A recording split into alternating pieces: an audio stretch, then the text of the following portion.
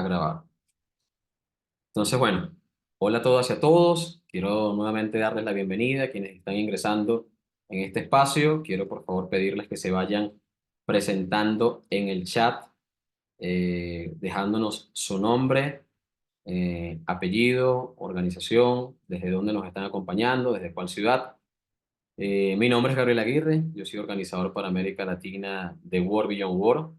Es un placer muy grato que nos acompañen en este evento de lanzamiento. Antes de iniciar, quisiera dar un recordatorio a todos nuestros oradores y oradoras para que hablen despacio y con claridad, de manera que se pueda facilitar la comprensión de su intervención para todos los asistentes.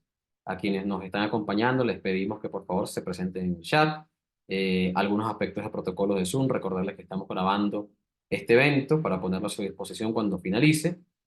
Y en este evento de lanzamiento del capítulo del Salvador tendremos el honor de contar con varios integrantes del nuevo capítulo, quienes se encuentran en este momento en el lugar del evento. Eh, Igualmente nos complace tener un grupo de panelistas que nos acompañarán durante una hora para comprender mejor lo que está sucediendo en el país y los objetivos de la creación del lanzamiento de este nuevo capítulo en El Salvador. Hoy tenemos el placer de tener como invitados a Lenina Tejada, ella es activista de derechos humanos, a Ingrid Escobar, ella es directora de la ONG Socorro Humanitario en El Salvador, y Salomón Alfaro, activista de Conamodes. Bueno, para iniciar nuestro evento, quisiera darle la bienvenida a Lenina Tejada. Ella es educadora popular, defensora de los territorios de derechos humanos, colectivos, de la paz y la vida. También es directora y fundadora de la Coordinadora Nacional de Movimientos y Organizaciones Sociales en pro de los derechos humanos, el desarrollo y la paz en El Salvador. Conamodes, venida, bienvenida.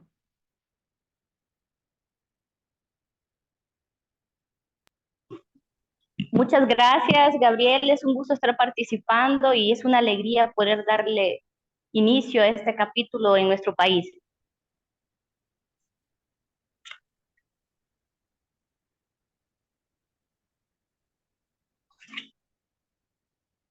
Bien, en principio quiero felicitar y agradecer a los medios de comunicación que nos escuchan por ese papel valiente, coherente e investigativo y por esa lucha constante que hacen por mantener viva la llama de la justicia y la verdad en nuestro país. Mi nombre es Lenina Tejada, soy miembro de World Beyond World. Quiero explicarles para iniciar qué es World Beyond World. World Beyond World, sus siglas están en inglés, en español, un mundo más allá de la guerra. Es una organización global sin fines de lucro que se dedica a la promoción y construcción de una cultura de paz y la eliminación de todas las guerras. Fue fundada en el 2014 y es un movimiento global que trabaja y actúa en 5 continentes. El objetivo principal de World Beyond World es bajar hacia un mundo sin guerra, abogando por soluciones pacíficas a los conflictos internacionales y promoviendo alternativas no violentas para resolver disputas. La organización se centra en varios temas relacionados con la paz, incluyendo la abolición de las armas nucleares, la reducción de los gastos militares. Abogamos y promovemos la diplomacia, la solución de conflictos y la prevención de la violencia armada. World Beyond World tiene una variedad de métodos y metodologías para alcanzar sus objetivos. Por ejemplo, organiza diferentes conferencias, eventos en todo el mundo para promover la paz. Educa a la humanidad hacia una cultura de paz justa y sostenible.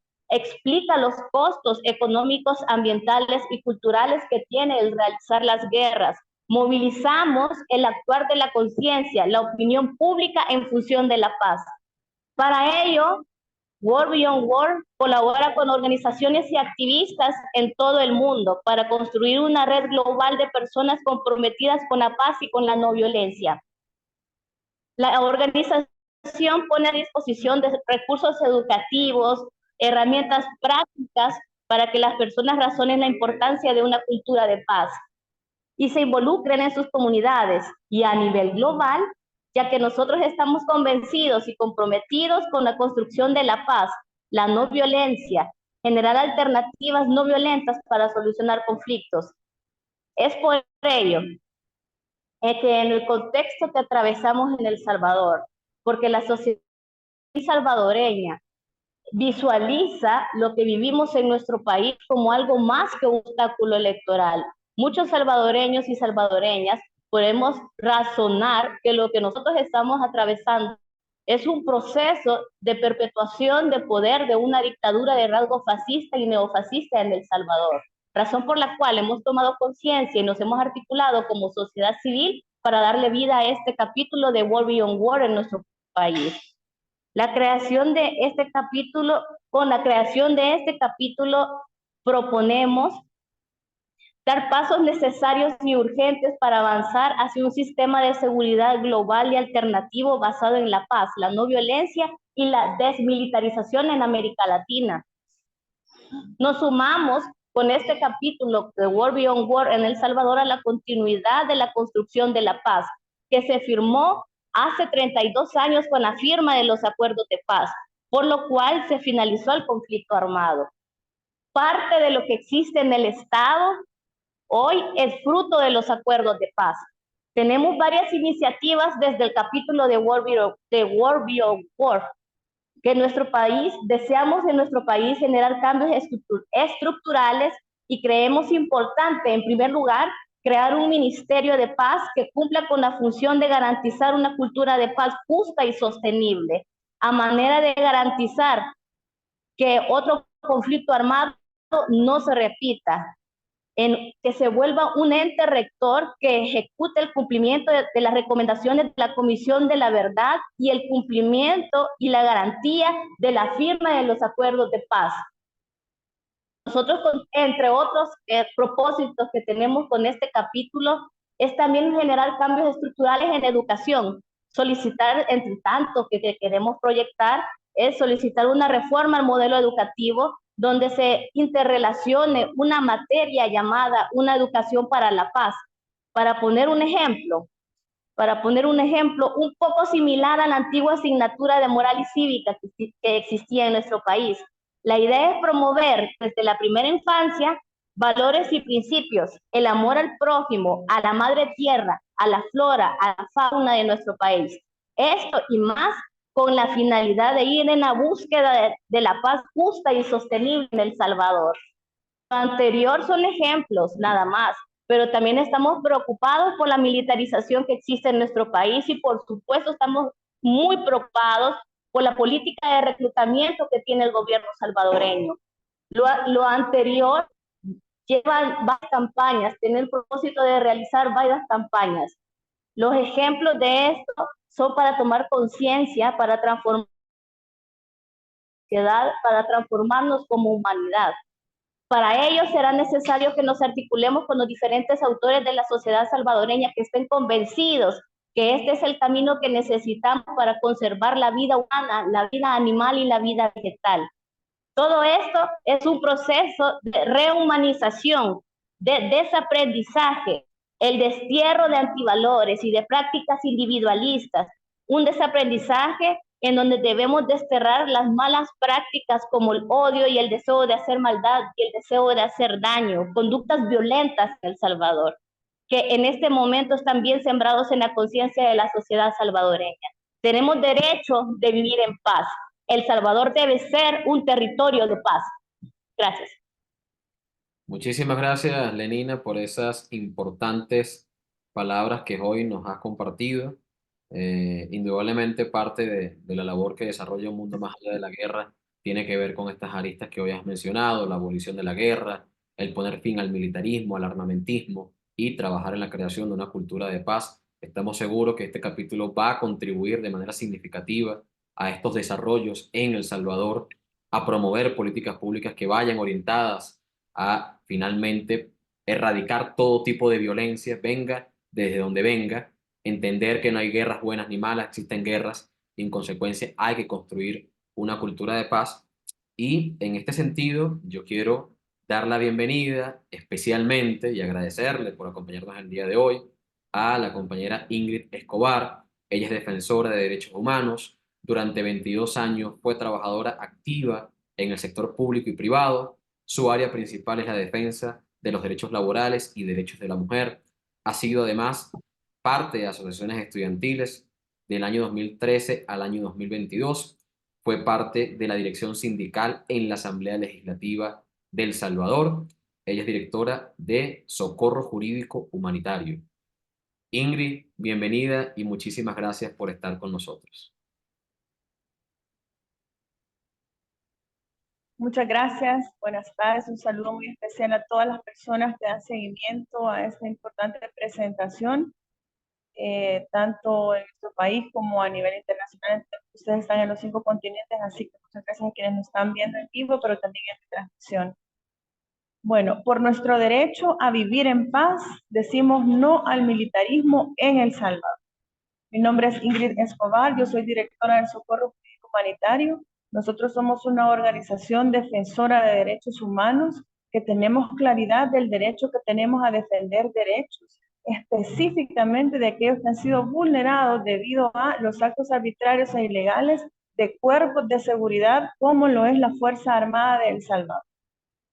Y bueno, decirle, nosotros justamente hemos nacido como parte de todas esas arbitrariedades cometidas durante lo que nosotros estamos viviendo en un estado de emergencia conocido como régimen de excepción, que está activo en El Salvador desde el 27 de marzo del año 2022 y que a esta fecha lamentablemente tiene más de 75,000 salvadoreños, incluidos niños, niñas y adolescentes presos.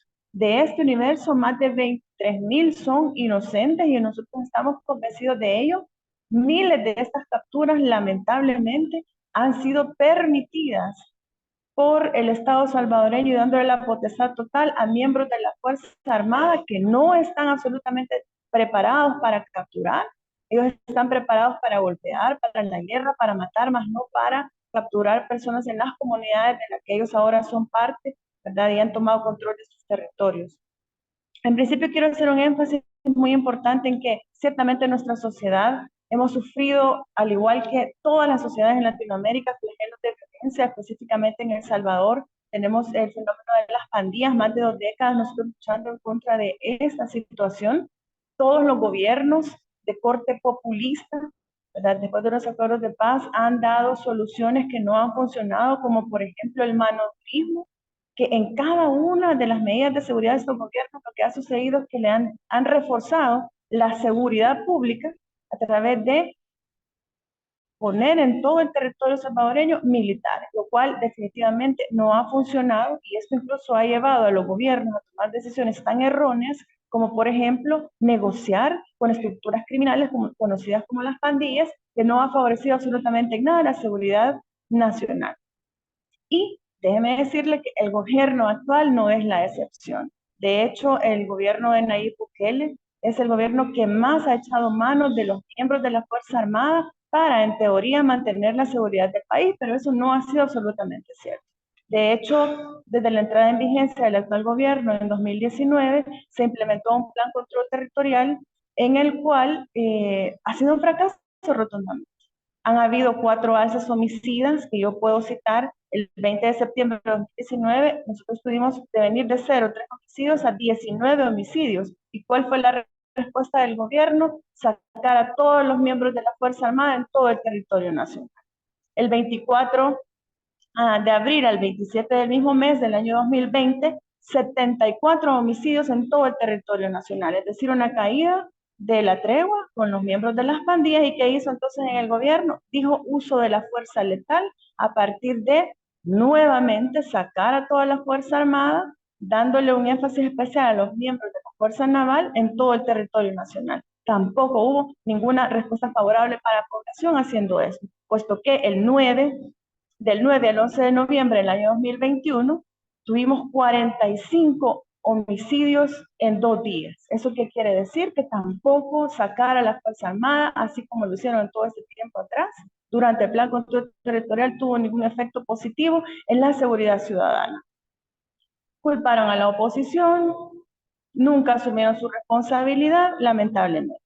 Y lo peor de todo fue aquel 27 de marzo del año 2022, cuando teniendo toda la Fuerza Armada, no solamente capturando delincuentes, sino que también reprimiendo a la población, especialmente a los jóvenes, porque están capacitados para golpear a la gente, para golpear a los jóvenes indiscriminadamente.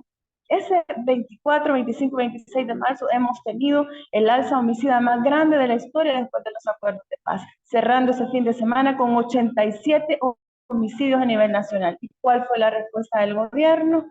Régimen de excepción, sacar a la completa Fuerza Armada de El Salvador en todo el territorio nacional. ¿Para qué? Ahora con algo diferente, ¿verdad? Después de tantos años, después de los acuerdos de paz, que le han dado la potestad a los miembros de la Fuerza Armada de hacer procedimientos que únicamente le competen a la Policía Nacional Civil, como lo es capturar personas, golpear personas y remitirlas sin mayores pruebas más que tal vez una llamada anónima o incluso en otros casos mintiendo completamente en todo el procedimiento, y así nosotros tenemos muchísimos ejemplos. Yo les puedo hablar el caso de una isla que se llama en nuestro país Espíritu Santo, al oriente de nuestro país, donde han capturado 25 familias. La mayoría de estas personas capturadas en la isla del Espíritu Santo lo fue por miembros de la Fuerza Naval, una de las unidades más denunciadas de la Fuerza Armada en El Salvador por ser violadores sexuales de mujeres, violadores sexuales de niñas, y que han utilizado el régimen de excepción para amedrentar a la población, para cometer este tipo de delitos, para incluso encarcelar a los hombres de las comunidades, de esa manera poder tener acceso a las mujeres, a las niñas y violarlas sexualmente. Tenemos el caso muy específico en Misata, por ejemplo, donde miembros de la Fuerza Naval violaron a una niña y para hacerlo la amenazaron diciéndole que si no se dejaba violar sexualmente iba a meter presos a sus 6 amigos que la acompañaban, utilizando el régimen de excepción. De igual manera tenemos otro capitán que ha sido denunciado de la Fuerza Naval porque quería favores sexuales de algunas mujeres y las amenazaba diciéndoles que si no accedían a esos propósitos iban a meter presos a sus parejas, mal utilizando el régimen de excepción. Estos son ejemplos que yo puedo darles, que tengo poco tiempo, pero son muchos más. Y bueno, decirle, nosotros como Socorro Jurídico Humanitario tenemos 1.700 casos presentados ya con exhibiciones personales de capturas arbitrarias, muchísimas de ellas cometidas por miembros de la Fuerza Armada, y cero respuesta de parte de, en este caso, la Sala de lo Constitucional, que hace caso omiso, ignora, tiene un silencio rotundo y no contesta. Militares han capturado arbitrariamente gente, y eso es completamente ilegal. Pero lo más grave de eso es que ya en estos 22 meses de régimen de excepción, de represión militar en las calles en El Salvador, ya llevamos a este día 232 víctimas mortales del régimen de excepción. Los miembros de la Fuerza Armada han llegado a las casas de las comunidades más pobres, han botado a las puertas de las casas, han sacado por la fuerza a hombres principalmente en un 94% y a mujeres también, los han golpeado y sin darle mayores explicaciones simplemente los han desaparecido de manera forzada y ahora están en las cárceles. Muchos ya perdieron su vida. Repito, son 232 víctimas mortales y esto es algo muy grave y que tenemos que denunciarlo. En este contexto, y con esto puedo terminar mi participación, es mucho más preocupante cuando nos encontramos en la consolidación de una dictadura en El Salvador. Es decir, la represión militar va a aumentar en nuestro país, porque la popularidad del presidente, que es ilegal, ilegítimo, puesto que se ha reelegido, a pesar de que nuestra Constitución de la República dice claramente que la reelección es inconstitucional, pero el domingo pasado el señor Nayib Bukele fue electo. 2 de cada 10 salvadoreños decidieron darle el voto, ¿verdad? En un momento donde hay fraude electoral. Todos los medios nacionales e internacionales han denunciado esta parte. Sin embargo, el señor Bukele salió a declararse ganador sin haber hecho siquiera el conteo como debe de ser. Y lo preocupante de esto es que indudablemente estamos frente a una dictadura. Ahora será una dictadura militar. 2 semanas antes del proceso electoral teníamos todo el territorio nacional lleno de militares patrullando en todas las colonias, en todas las comunidades, amedrentando a la gente, 1, para que no saliera a votar, y 2, diciéndole a las personas que tenían que votar en este caso por el dictador, ¿verdad? Y eso es algo muy grave.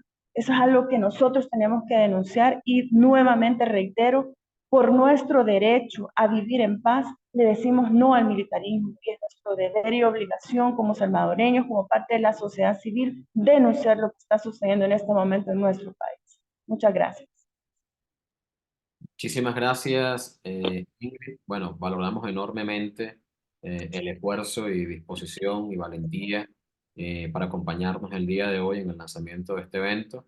Estoy seguro que entre este nuevo capítulo de World Beyond War y Socorro Jurídico Humanitario uniremos esfuerzos en el marco de esta campaña y de otras campañas que seguramente van a surgir en el desarrollo del trabajo, de manera que reiteramos y ratificamos nuestro agradecimiento y nuestra disposición a marchar juntos en torno a objetivos comunes que nos propongamos. Bueno, para continuar en el marco del lanzamiento de nuestro evento, yo quisiera eh, saludar y presentar especialmente a Salomón Alfaro, recordarles que Salomón es psicólogo por la Universidad del Salvador y máster en gestión y dirección pública local de la Universidad Carlos III de Madrid, España. Durante sus años de estudiante formó parte del movimiento estudiantil universitario, ocupando cargos en la Asociación General de Estudiantes Universitarios Salvadoreños y en el Frente de Estudiantes Revolucionarios Salvadoreños. 30 de julio, FERS 30. Y bueno, actualmente Salomón es miembro de CONAMODES. Así que, Salomón, hermano, bienvenido y gracias por estar con nosotros. Bueno, muchas gracias. Primero saludar a toda la audiencia que tenemos de este evento y principalmente a ti también, Rafael, por esta invitación. Bueno, voy a tratar de ser breve, aunque el tema realmente es sobre la remilitarización que está ocurriendo en El Salvador, que es bastante extenso. Y quiero empezar a poner los antecedentes un poco históricos de esta situación que está viviendo El Salvador, para que tengamos presente de que esta no es la primera vez que la situación de la presencia omnipresente y protagónica del estamento militar en el país está como una condición dada. Prácticamente hay hitos en la historia salvadoreña, por ejemplo, la situación de la conquista española, el levantamiento de los pueblos nonualcos en 1832, el levantamiento de los pueblos izalqueños en 1932 y todo el desarrollo del conflicto armado que se dio a inicios de los años 80 y terminó en 1992 con el paz. De todos estos hitos hay un hito que es importante reconocerlo y que tiene mucho que ver con la historia actual. Y es el hito que se dio en 1932 sobre la insurrección que los pueblos izalqueños realizaron en aquel momento, demandando sobre todo libertad y la necesidad de recuperación de sus tierras que les habían sido robadas, saqueadas por los terratenientes. En ese momento se desarrolló la dictadura del general Maximiliano Hernández Martínez, un general realmente déspota en términos de la oposición, porque prácticamente realizó la mayor matanza que se ha dado en nuestro país. 32 personas en aquel año fueron totalmente masacradas. La mayoría de ellas eran pueblos originarios, eran pueblos indígenas de nuestro país. Este señor estuvo gobernando el país cerca de 14 años, hasta 1944. Durante su mandato se dieron una serie de leyes que principalmente abolían una serie de derechos que el pueblo tenía. Y también se abolió prácticamente casi toda la cultura indígena en ese momento, porque a través de los decretos y de las leyes que se impusieron, se le prohibió a nuestros pueblos originarios hablar su lengua, vestir como se vestían e incluso no profesar la religión que ellos tenían. Entonces fue una dictadura que impuso prácticamente a sangre y fuego toda esa situación que yo les estoy mencionando. Lo otro es que en este momento prácticamente los militares tienen un control total del Estado salvadoreño. Desde los tribunales hasta las dependencias del Ejecutivo estaban gobernadas por los militares. Entonces, toda esta situación nos lleva a una situación que vivíamos prácticamente, o mejor dicho, en ese momento se vivía en un estado controlado totalmente por el militarismo. Durante el mandato de Maximiliano Hernández Martínez, se organizó un partido político. El partido político fue Propatria, dirigido y organizado totalmente por los militares.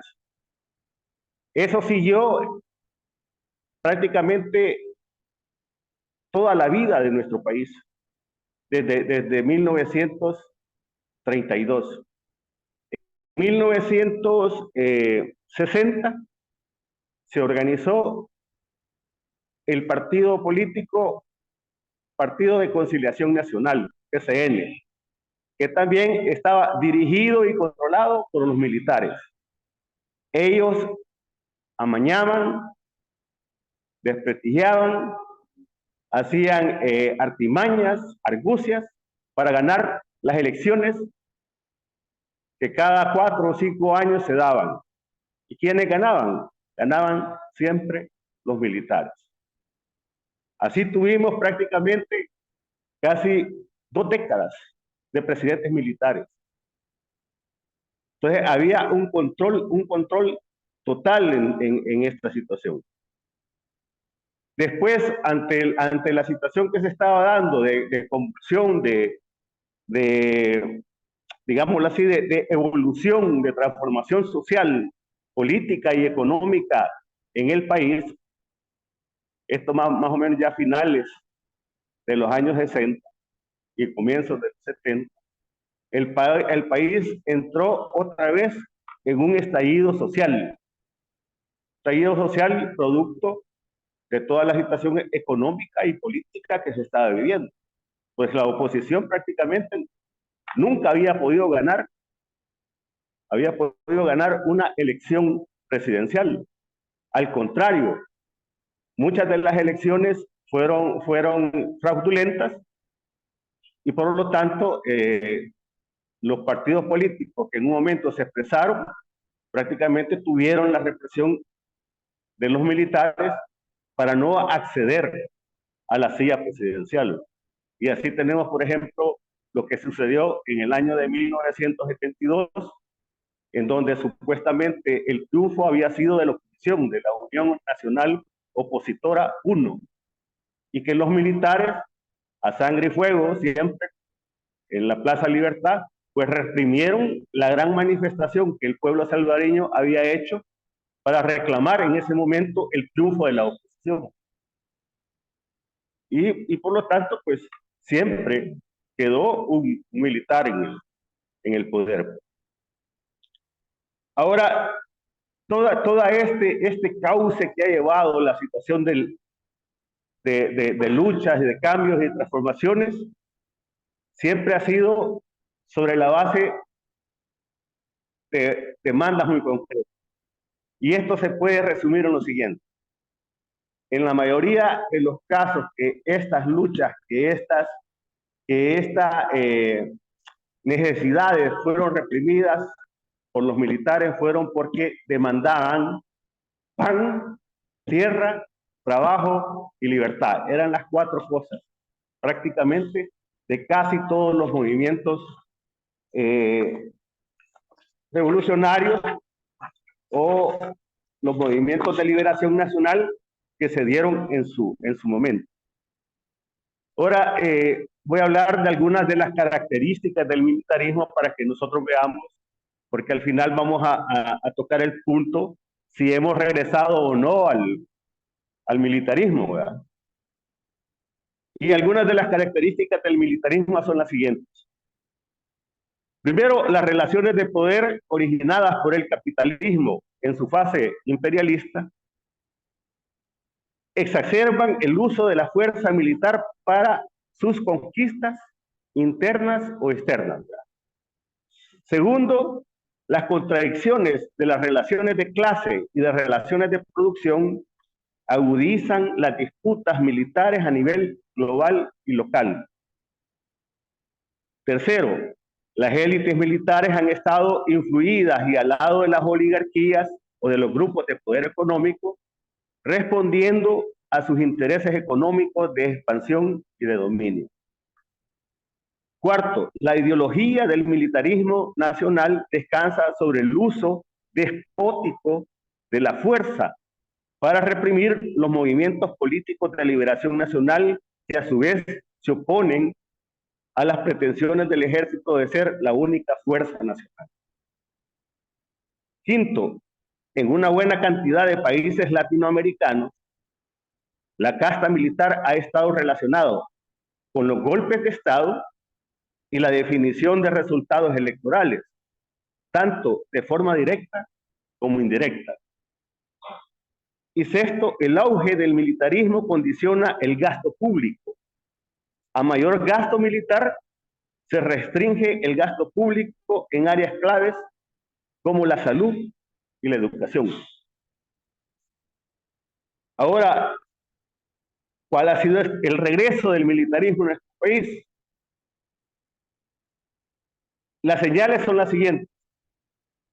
Desde 2019, con la llegada del gobierno autoritario de Nayib Bukele, se comenzó a desmantelar los avances democráticos logrados por los acuerdos de paz, entre ellos los relacionados al aparato militar.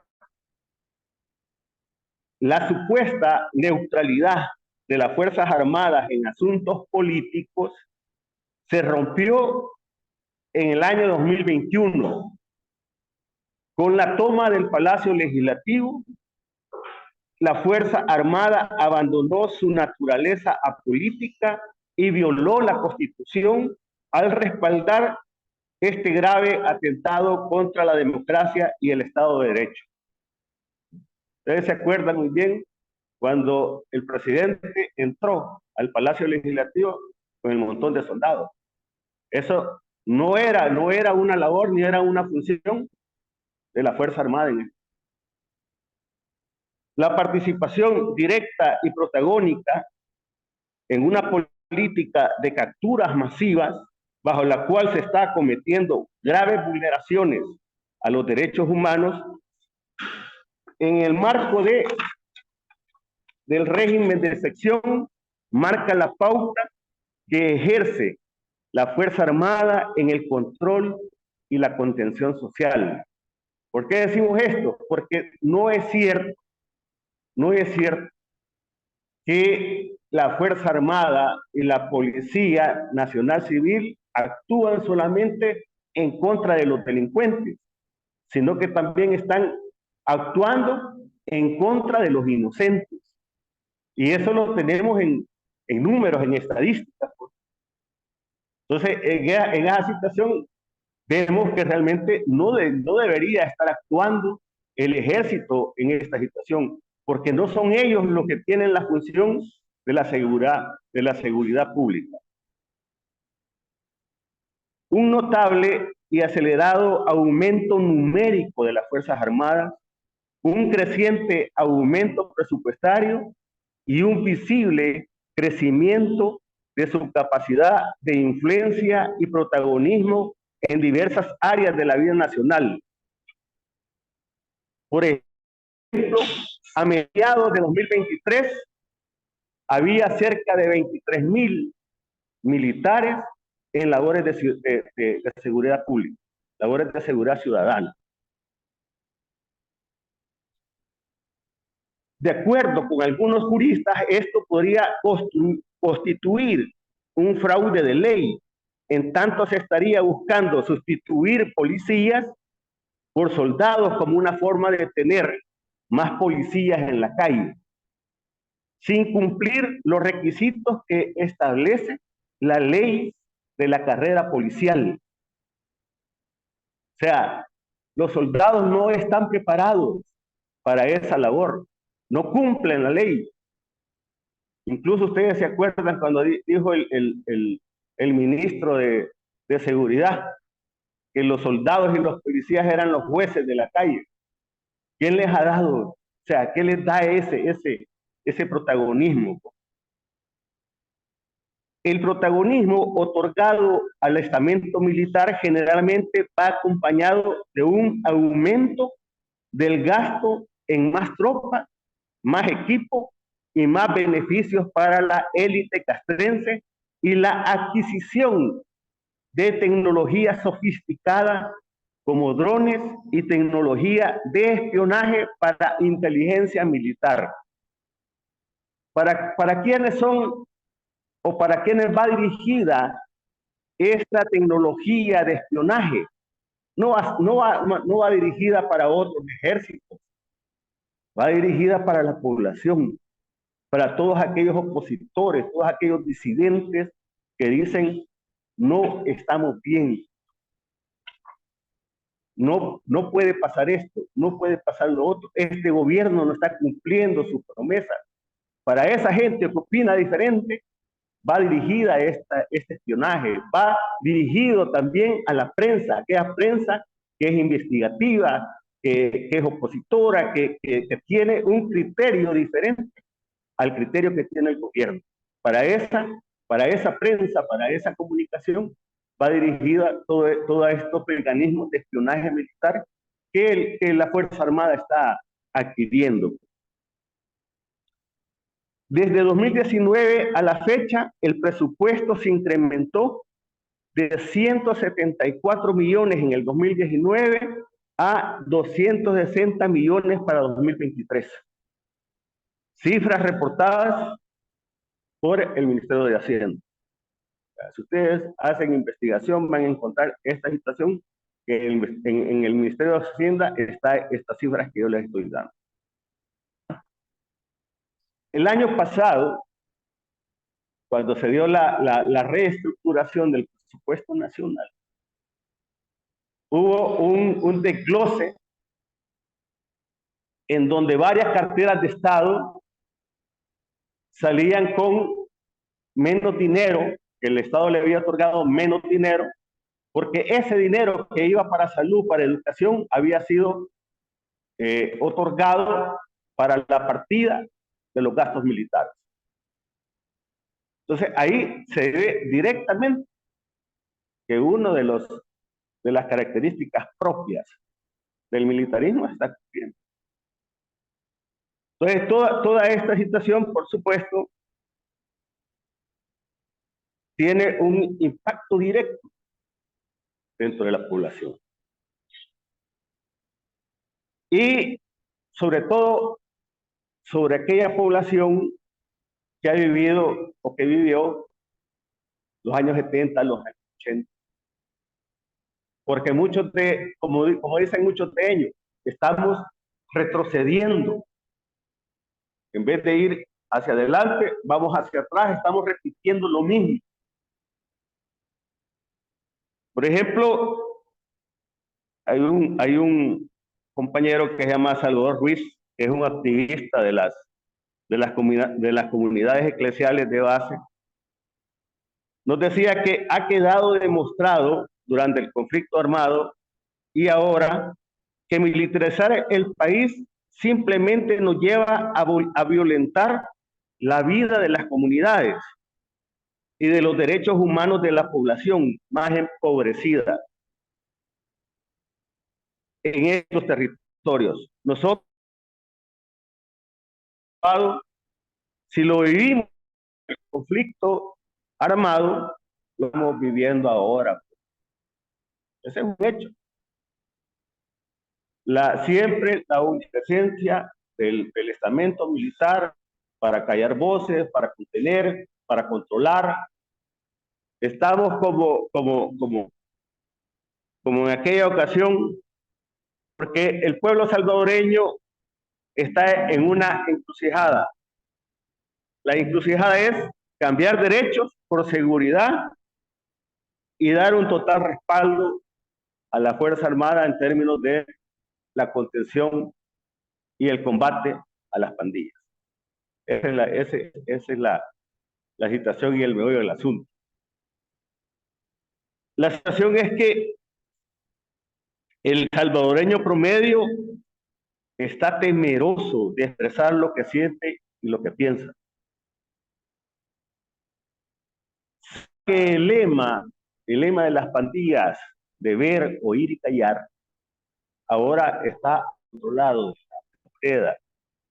¿Y cuál es el otro lado de la moneda? El gobierno salvadoreño. Le está diciendo a la población, usted ve, pero calla. Entonces se está repitiendo esa misma situación y la gente prácticamente está temerosa de expresar lo que está viviendo, lo que está sintiendo, incluso lo que está pensando. ¿Por qué? Porque los derechos de asociación, de participación y de expresión se han coartado terriblemente en este régimen. Gracias.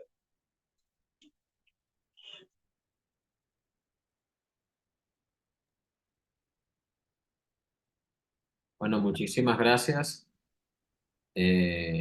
Salomón. Indudablemente ha sido muy ilustrativo lo que nos has referenciado y el contexto sobre el cual nos has descrito en esta intervención y que tanto Nina como Ingrid han afianzado y han fortalecido sobre lo que realmente está sucediendo en El Salvador, los riesgos, los peligros, las amenazas y el rumbo que pudiese tomar o que estuviese tomando la situación dentro del país. Indudablemente desde World Beyond War, justamente esa es la naturaleza de la creación o el fortalecimiento y desarrollo de nuestro movimiento global, es justamente poder organizar a todos los sectores de la sociedad que tengan como precepto y como principio la abolición de la guerra, la abolición del militarismo, por supuesto, la eliminación del armamentismo y la construcción de una cultura de paz, teniendo como un principio rector, que es el principio de la no violencia. Es decir, nosotros creemos que este principio de actuación sobre la base de la no violencia es justamente el que ha demostrado en distintas experiencias en el mundo que ha sido mucho más efectivo que el camino de la violencia, que el camino de la guerra, que el camino de la confrontación. Nosotros inclusive hace poco hicimos una conferencia donde tuvimos un panel central que se llamaba Resistencia Civil basado en la no violencia, un poco demostrando la experiencia para superar contextos difíciles en determinados países y no cabe la menor duda de que en nuestro continente, en América Latina en general, hay un contexto bastante complejo. Estamos en un continente donde existen eh, más de 3 decenas de bases militares en la región, con la posibilidad de que se establezcan nuevas bases militares en este continente, con un proceso profundo de militarización y de presencia militar de Estados Unidos en distintos países de América Latina, casos más recientes el de Perú, el de Ecuador, con el ingreso ya de tropas militares estadounidenses. Entonces, es un contexto muy complejo en el cual indudablemente nuestra organización se ve en la necesidad de actuar conjuntamente a través de sus capítulos, a través de organizaciones amigas, organizaciones hermanas, en el marco de coaliciones, en el marco de grandes campañas, para justamente educar y concientizar sobre esto. Y estamos seguros que este capítulo de El Salvador va a dar unos pasos muy importantes en esta dirección, Yo quiero nuevamente saludar el esfuerzo que han realizado todos y cada uno de ustedes, los miembros de este capítulo, que hoy han hecho posible que nazca un nuevo capítulo en El Salvador, pese a las adversidades, pese a las dificultades propias del trabajo, pese inclusive a los riesgos que pudiesen estar enfrentando desde distintas ópticas, el hecho de levantar una voz desde la no violencia sobre advertir lo que está ocurriendo, sobre advertir lo que está pasando y sobre la base de eso, organizar para evitar de que se profundicen heridas, que se profundicen contextos más difíciles en El Salvador que desemboquen inevitablemente en confrontaciones entre hermanos, entre pueblos hermanos, que creo que indudablemente no es lo que ninguno de nuestros movimientos espera, desea, y todo lo que sea posible para evitar eso hay que hacerlo. Toda la acción y la labor que se pueda desarrollar para esto hay que hacerlo. Creo, como lo decía hace un instante, la labor que desarrolla Socorro Jurídico Humanitario es fundamental en el campo de la defensa de los derechos humanos, porque bueno, los derechos humanos transversalizan todo este accionar. Si bien World Beyond War no es una organización de derechos humanos, indudablemente conectamos con estas características. Entonces, pues nada, yo quiero enviar el saludo en nombre del movimiento global Un Mundo Más Allá de la Guerra, me gusta más decirlo en castellano, a todas y a todos quienes han estado presentes, quienes han hecho posible esto, el equipo técnico que ha estado allí, que también sabemos que ha puesto gran esfuerzo para que hoy tuviésemos un evento de lanzamiento lo más satisfactorio posible en términos técnicos, en términos políticos, en términos de contenido, en términos de acción, en términos de motivación. A los miembros del capítulo, que algunos están allí presentes, otros están conectados mirando este espacio y otros van a conectarse más tarde porque están en sus jornadas de trabajo el día de hoy, que seguramente van a mirarlo. Hoy nace una nueva experiencia organizativa, un nuevo instrumento, una nueva herramienta que le tiene que servir al pueblo salvadoreño en su accionar, en sus aspiraciones, en sus perspectivas y en sus expectativas de construir una mejor sociedad, de construir una sociedad de paz, de construir una sociedad de justicia social, de construir una sociedad donde efectivamente pueda ser posible los anhelos de todas y de todos. Sin más que hacer referencia, agradezco nuevamente a todos y a todos que han hecho posible el lanzamiento de este evento, esperando encontrarnos seguramente en una próxima oportunidad, bien sea desde lo virtual o bien sea desde lo presencial. Estamos en una misma dirección, estamos en un mismo camino, coincidimos en los objetivos estratégicos, coincidimos en la necesidad de construir una mejor sociedad, de transformar la realidad que estamos viviendo, y en ese sentido quiero mandarle un abrazo a todas y a todos y bueno, despedir este evento y agradecerles nuevamente.